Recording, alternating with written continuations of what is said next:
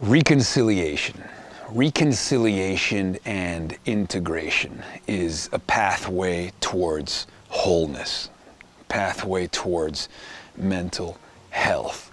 We're all after reconciliation. We're all after positive catharsis, right? The place in which thesis and antithesis is resolved by synthesis.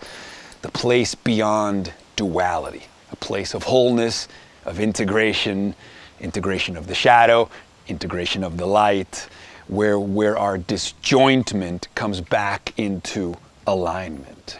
And that's what we're all looking for. We're all desiring of this experience, of this threshold crossing, of this baptism that finally will make us whole. And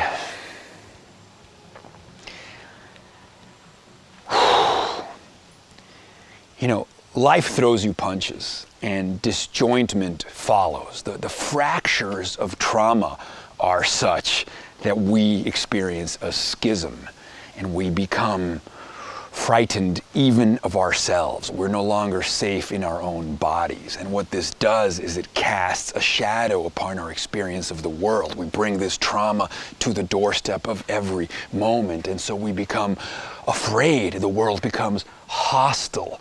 And this dark cloud of trauma that kind of colors our windshield becomes our interpretive framework. It becomes our lens of perception. And as Chris Letheby wrote, we see through our lenses and we see with our lenses, but we don't see the lenses themselves. And so that scary world we're seeing through our lenses is being shaped and informed and colored by that lens. But we don't realize that anymore. We've come to believe that the lens is reality, that the map is the territory. But this corrupted lens and this corrupted map that's been severed and disjointed, that's experienced the schism of trauma, the rape, the transgression, the violation, that has brought us into disjointment and discongruence. This is now coloring our world. The body keeps the score. We bring this gnawing anxiety and self-consciousness with us to the doorstep of every moment. It's temporal dislocation. That's what David Lenson calls it. And in this temporal dislocation, we over-determine the present moment. We misread the present moment. And so we're walking on eggshells unnecessarily, a victim of our own self-defeating projections. And we need to break through this. We need to break past this to come back into wholeness. And so that map of the world, that lens of perception has to die. We have to have an experience that is akin to inverse PTSD, right? An experience that is as intense as the trauma was, but it's inverse. And so what that does is it bumps us up a level. And now we can see the lenses that we see through and with. We can actually see the lenses themselves. And once we see the lenses, we can dispense with those lenses. And that means we become twice born. And now we meet the world not with fear, perhaps, but with curiosity and grace and equanimity. Something has shifted from the inside out, and then everything changes, right? And so that's what we're all after, that kind of healing, that kind of reconciling from disjointment, a coming into congruence, a coming into integrity, a coming into acceptance, and a coming into wholeness. We need to integrate all of us and come back into that place. We need to reconcile. We need positive catharsis.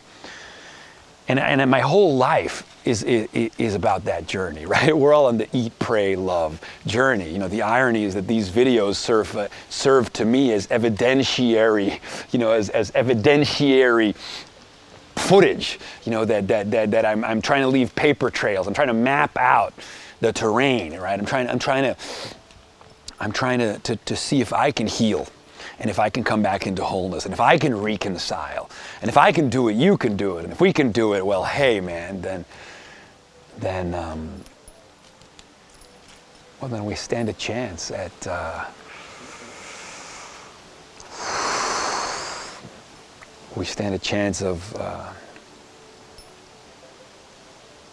of walking amongst gods, of returning to the Garden of Eden, of experiencing moment by moment the miracle of naked existence, to marvel, to awe, to feel, to know.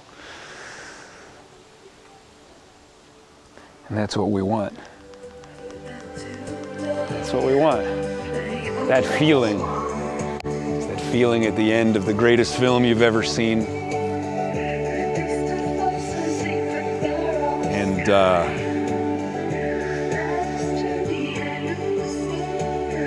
it's the end of the movie, but everything is better now, and everything is going to be okay. You know? I think that's a very powerful thing. It's a very powerful thing. That's called positive catharsis.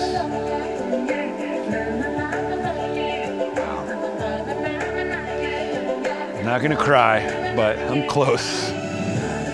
But I think that's what everybody's after. How about this?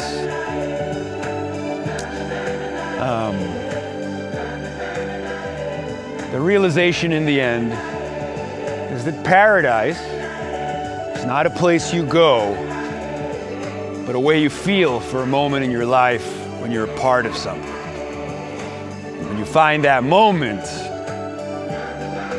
it lasts forever.